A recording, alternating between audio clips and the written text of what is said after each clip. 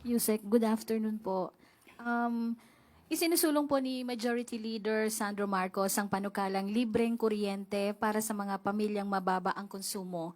Ano po ang reaksyon ng Malacanang dito? Sakaling maipatupad ito, sino po talaga ang sasagot sa gastos? Ang gobyerno ba o may posibilidad na maipasa ito sa ibang consumers?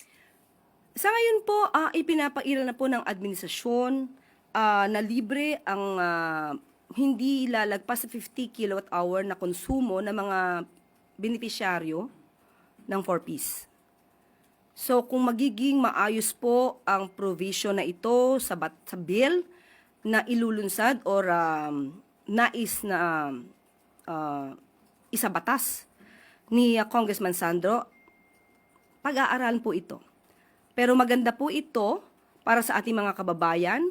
Magiging maganda po ang epekto nito at hindi sila masyado mahirapan kung ang konsumo nila ay maliit at makaka-encourage to na wag masyado mag-aksaya ng elektrisidad o ng konsumo ng kuryente.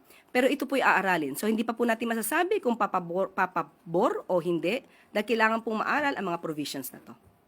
Salamat, Yusek.